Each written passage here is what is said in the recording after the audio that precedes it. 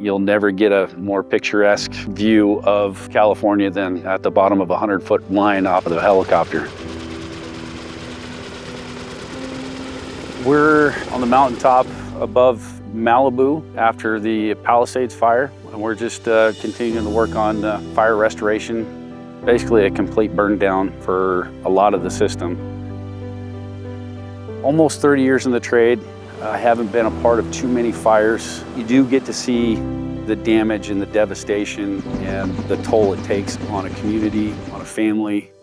None of that compares to anything like what we've seen here. I mean, this fire didn't care how much money you had, where you lived. It really had no rhyme or reason which houses it picked. It burned so hot that the steel beams inside the house had folded over. There's not much left.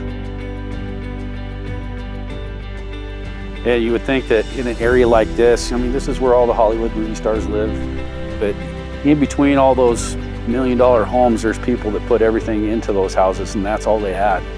And they went from having this premium piece of real estate to absolutely nothing.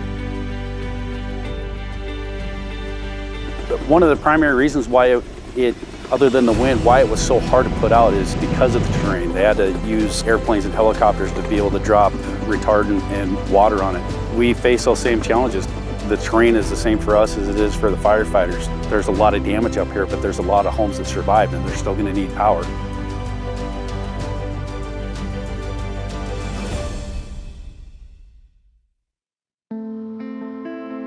On these no access poles, there's just no other way to do it. You can't get a truck to it. You can barely hike to it. And so we got to utilize helicopters. It's an efficient way to get the men from the flat ground where the trucks and the material is to the work site. So we fly underneath a helicopter. It's a human cargo line. It's 100-foot long. It can fly 2 guys out to the job site and drop them off, and the helicopter goes back and gets the rest of the crew.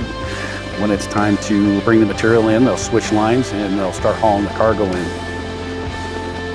It would be nice that everybody could kind of get a glimpse of this. The men and women that are out in the field that are trying to make it happen and work safely around heavy equipment, dangerous conditions to make sure the electricity's back on. It's not easy. There's a lot of training, a lot of time invested, time away from your family. The linemen and the people that respond to electrical emergencies, they're first responders. We're all trained, CPR, first aid, AED. There's a lot of times where we're the first ones on the scene to an accident. We're there to help too. The people that respond to storms, they're heroes. And the people in the community see them like that. Nothing quite sends it home more than when you throw the switch and turn on the power and the family comes out of the house in tears after being without power for days. They probably lost everything in their fridge, but they still come up and they want to give you a hug or give you some sort of treat, and just with tears in their eyes just to say thank you. It makes it all worth it.